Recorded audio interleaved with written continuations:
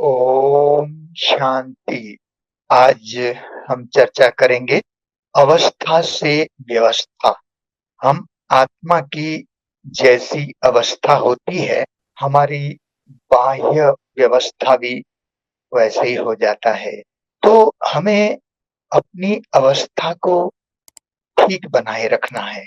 अब अवस्था और व्यवस्था, अभी अंदर हमारी अवस्था कैसी है? आत्मिक स्थिति है, परमात्मा की याद है, शिव बाबा की याद है, तो व्यवस्था अपने आप ठीक हो जाती है। इसके लिए अगर हम अपनी अवस्था के ऊपर जांच करें तो होता क्या है, माया से युद्ध चलती है। माया से युद्ध चलती है अंदर अंदर। ये मन जो है ना, यही कुरुक्षेत्र है। यहाँ पर आत्मा और माया, उसका युद्ध चलता है। माया माना क्या? माया तो पांच विकार है, काम क्रोध लोभ मोह अहंकार। तो हमें इसी पर ही जीत पाना है। माया जीते जगत जीत। तो माया को कैसे जीतेंगे? माया को जीतने के लिए एक ही उपाय है, वो है परमात्मा की याद। जितनी परमात्मा की याद हो गई तो आत्मा की स्थिति बहुत अच्छी होगी। आत्मा में वो दिव्य गुण और शक्ति आ जाएंगे। तो आत्मा की स्थिति को ठीक बनाए रखने के लिए हमें बाबा की याद चाहिए, एक परमात्मा की याद। वो निराकार ज्योतिर्बिंदु, मैं आत्मा निराकार ज्योतिर्बिंदु हूँ और मेरा बाबा शिव बाबा परमात्मा भी ज्योतिर्बिंदु है। तो जितना बिंदु रूप अवस्था में याद करेंगे उतनी स्थिति अच्छी होगी, अतीन्द्रिय सुख की अनुभूति होगी। और अतीन्द्रिय सुख की अनुभूति ही सबसे श्रेष्ठ स्थिति है। वो हमारी आंतरिक स्थिति, उसी को लवलीन स्थिति कहते हैं। नहीं तो क्या होता है कि ऐसे चलते चलते कोई हमें पूछता है ना, या हम किसी को पूछते हैं, क्यों भाई, सब ठीक ठाक चल रहा है ना? तो यूं तो कहने में आता है कि हाँ सब ठीक ठाक है, परंतु अंदर तो ठोक ठाक चल रही है ना। माया से युद्ध, माया से ठोक ठाक चल रही है। तो अवस्था को ठीक ठाक रखने के लिए माया की ठीक ठाक तो होगी, क्योंकि माया पेपर लेगा, है ना? क्योंकि ये हमारा ईश्वरी विश्वविद्यालय है। हमको जो ये रूहानी पढ़ाई मिल रही है, इस रूहानी पढ़ाई को पढ़ाने वाला वो निराकार शिव परमात्मा है, जो ब्रह्मा बाबा के तन में परकाय प्रवेश करके हमको ये रूहानी पढ़ाई पढ़ाते हैं। तो इसमें माया की युद्ध चलती है, क्योंकि इतने लंबे समय तक हम माया के ही मुरीद रहे हैं ना, तो अभी उसी माया पर जीत पाना है। तो हमारे जो मध्य के संस्कार है वो सामने आ जाता है। माया क्या है? हमारी ही कमजोरी है। तो हमें उस पर जीत पाना है। इसलिए माया से युद्ध, माया से ठोक ठाक तो चलेगी ही ना, है ना? तो अपनी अवस्था को ठीक ठाक रखने के लिए माया से ठोक ठाक तो करनी पड़ेगी ना। और जैसे बाबा कहते हैं, माया रुस्तम से रुस्तम होकर के लड़ती है। तो अगर माया रुस्तम है तो हम भी रुस्तम होकर के हमें लड़ना है और इस पर हमें जीत पाना ही है। जैसे देखिए, एक मूर्तिकार है, अगर वो मूर्ति बनाता है तो छेनी हथौड़े से ठोक ठाक करता है ना, फिर उसके बाद बाद में फाइनल फिनिशिंग करके वो मूर्ति बन के तैयार होती है। तो मूर्ति ठीक ठाक होने के लिए मूर्तिकार तो पत्थर को उसको ठोकेगा, ठोक ठाक से उसको तराशेगा, है ना? तो इसी प्रकार से कोई भवन निर्माण होता है, तो भवन निर्माण के लिए भी क्या होता है, सब उसको अच्छी तरह से ठीक करने के लिए कितना ठोक ठाक सेटिंग फिटिंग चलता ही रहता है ना? तो ठीक ठाक है या ठोक ठाक है ना? तो हमें से घबराना नहीं है। एक परमात्मा शिव बाबा हमारा साथी है। तो हमें अपनी अवस्था को ऐसा बनाए रखने के लिए हमें परमात्मा की याद चाहिए। याद से ही माया पर जीत पाना संभव है, दूसरा कोई उपाय नहीं है। क्योंकि शिव बाबा तो सर्वशक्तिमान है ना, और हम आत्मा उनके बच्चे हैं। तो जब बाबा को याद करते हैं तो शिव बाबा की शक्ति आत्मा में आती है, और उस शक्ति से हम माया पर जीत पाने में समर्थ होते हैं। तो जो हम आपको बात बता रहे थे कि अवस्था से व्यवस्था, तो इस अवस्था से व्यवस्था कैसे बनती है, मैं एक आपको यज्ञ का उदाहरण देता हूं। हमारी मातेश्वरी जगदम्बा सरस्वती जी, वैसे तो अ, कई हमारे बीके भाई बहनों ने ये यज्ञ की कहानी हिस्ट्री में सुनी है, परंतु फिर भी मैं आपको वो यज्ञ की हिस्ट्री बताता हूँ। ये बात, ये घटना हमने हमारी दादी मनोहर इंदिरा जी से मैंने ये सुनी थी।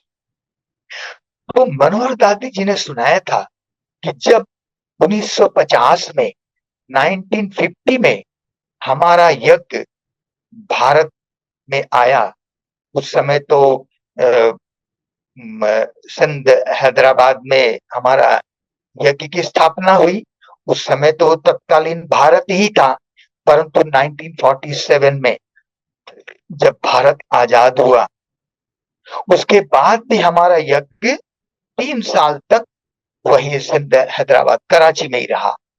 उसके बाद 1950 में जब यज्ञ को निमंत्रण मिला तो हमारा यज्ञ भारत में ट्रांसफर हुआ, यहाँ पर आए, और 5 मई 1950 में हमारा यज्ञ भारत आबू में आया। तो उस समय से ही बेगरी पाठ शुरू हो गई, और माउंट आबू में जो महाराजा भरतपुर के महाराजा की कोठी थी, जो ब्रिज कोठी के नाम से जाना जाता है, तो वो वहां पर वही हमको किराए में मिला, सस्ता मिला, तो वहीं पर ही हमारा यज्ञ रहा। तो बेगरी पाठ शुरू हुई तो भंडारा खा ली, है ना, भंडारी खा ली। तो वो दिन होली के दिन थे, और उन होली के दिनों में रात्रि क्लास के बाद बाबा ने, ब्रह्मा बाबा ने मम्मा को बुलाया, और मम्मा को कहा कि मम्मा, बाबा की दिल है कि होली है, तो बाबा की दिल है, बाबा बच्चों को जिलेबी खिलाना चाहते थे। अब मम्मा ने कहा, जी बाबा। बाबा कुछ भी कहते थे, मम्मा कहती थी जी बाबा, जबकि बाबा को भी पता है भंडारे में कुछ नहीं है, भंडारी में कुछ नहीं है, खाली है। मम्मा को भी मालूम है, परंतु मम्मा को ये निश्चय कि बोल कौन रहा है, वो शिव बाबा, ब्रह्मा बाबा के तन में बोल रहे हैं, तो स्वयं भगवान बोल रहे हैं।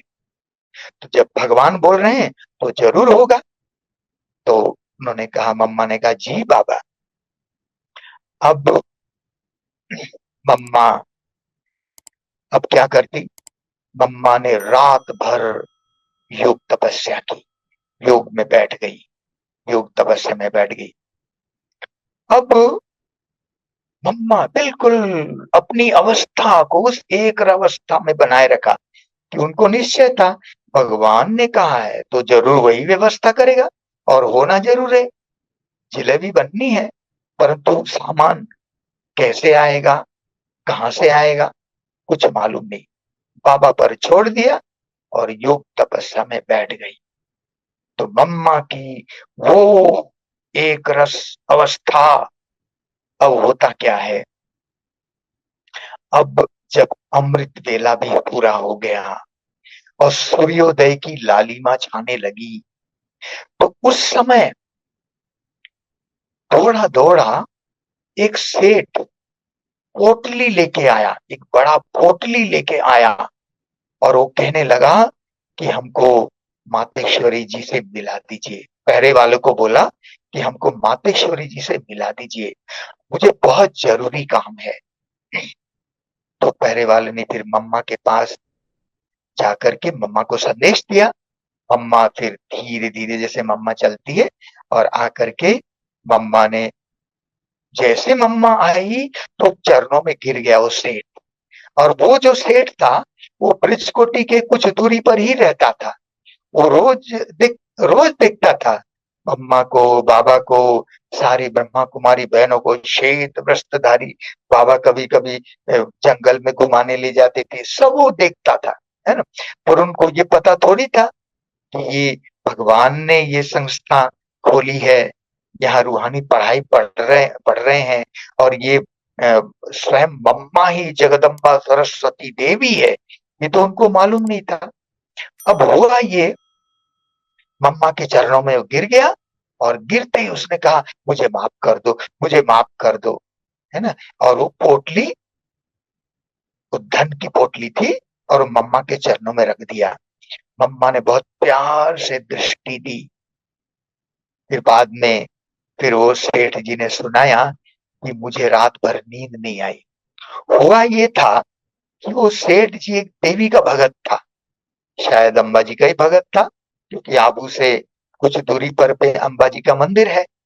तो क्योंकि मनोकामना पूर्ण करने के लिए अम्बा जी की भक्ति करते हैं, तो उन्होंने अपनी कोई ऐसी मन्नत, कोई इच्छा अम्बा जी के सामने रखी थी, और शिव बाबा ने उसकी वो मन्नत पूरी कर दी। और उसने ये भी वायदा किया था कि अगर मेरी मन्नत पूरी हो गई तो मेरे पास जो जमा पूंजी है, मैं उसका आधा हिस्सा मैं पूरा अर्पण कर दूंगा अम्बा जी के सामने।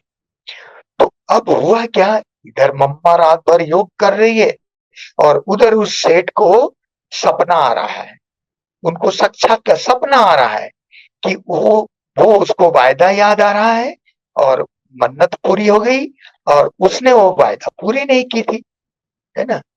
तो उसको बार बार वो जो देवी की मूर्ति जिसके सामने उसने मन्नत रखी थी, वो मूर्ति सामने आ रहा है, और मम्मा का फोटो आ रहा है, मम्मा जगदम्बा सरस्वती श्वेत वस्त्रधारी, कभी वो मूर्ति, मूर्ति की जगह मम्मा, कभी मूर्ति। और बार बार उसको ये आवाज आ रहा है कि तुमने जो वायदा किया था तुमने पूरी नहीं की, अभी जाओ और जा करके आप अपना वायदा पूरा करो।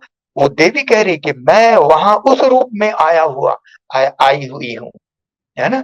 मैं वो मूर्ति उसको कह रही है कि मैं ये जो देवी हूँ, अम्बा जी हूँ, मैं उस रूप में, और मम्मा का फोटो दिखाई दे रहा है, मैं इस रूप में वहां पर आई हुई हूँ, तुरंत जाओ और उनको ये अपना वायदा करो, अपने अर्पण करो।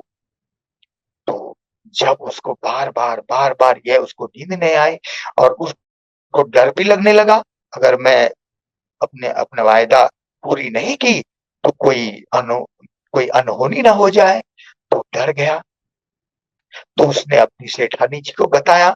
सेठानी जी बोले ना, जल्दी आप जैसे सूर्योदय हो तुरंत जाओ और जा करके उसको आप मातेश्वरी जी को ये अर्पण कर दो और माफी मांगो, ताकि कोई अनहोनी ना हो जाए। तो तुरंत दौड़ा दौड़ा आया और उसने मम्मा को ये अर्पण किया।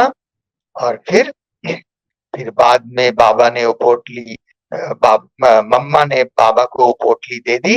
फिर बाबा ने विश्व किशोर भाऊ जी को और सभी बच्चों को फिर उन्होंने वो दिया कि जाओ। फिर बाजार से फिर सारा सामान आया। फिर बाबा की याद में सबने जिलेबी बनाई। फिर बाबा को, बाप दादा को भोग लगाया गया। फिर बाबा ने सभी बच्चों को जिलेबी खिलाई। तो देखिए, मम्मा की जो अवस्था थी, उस अवस्था से बाहरी व्यवस्था ऑटोमेटिकली कैसे सब तैयार हो गया, सब व्यवस्था हो गई। अवस्था ही से ही व्यवस्था होती है। व्यवस्था माना सारा सिस्टम। तो इसीलिए हम कभी घबराए नहीं। अगर कोई चारों तरफ अव्यवस्था है, सिस्टम में ऐसा लग रहा है ना? चाहे किसी भी प्रोफेशन में हो, किसी भी कार्य में हो, तो अगर हमको अपनी व्यवस्था बाहिक बाहर की व्यवस्था ठीक करनी है, तो उसके लिए बहुत जरूरी है अपनी अवस्था को ठीक रखना। और अपनी अवस्था को ठीक रखने के लिए योग तपस्या, एक बाबा की याद, ये मम्मा का ज्वलंत उदाहरण है। ऐसे तो अनेक उदाहरण यज्ञ में है, परंतु ये छोटी सी बात, ये उदाहरण, छोटा सा उदाहरण हमने आपको सुनाया कि ऐसे एग्जाम्पल, बाबा कहते हैं ना, फॉलो फादर मदर, मम्मा बाबा को फॉलो करो। तो हमको अपनी अवस्था को ठीक रखना है ना? और हमें अपनी व्यवस्था अपने आप ठीक हो जाएगी। हम व्यवस्था को ठीक न करने लगते हैं और अवस्था पर ध्यान नहीं देते, इसलिए व्यवस्था और बिगड़ने लगती है। इसीलिए हमें इस बात को अटेंशन देना पड़ेगा कि वास्तव में व्यवस्था से अवस्था नहीं बनती, बल्कि अवस्था से व्यवस्था बनती है। इसीलिए हम सभी बी के भाई बहनों को ये अटेंशन रखना पड़ेगा कि हमें अवस्था पर फोकस करना है। बाबा की याद, एक बाबा की याद होगी तो अपने आप सब व्यवस्था ठीक हो जाएगी। ओम शांति।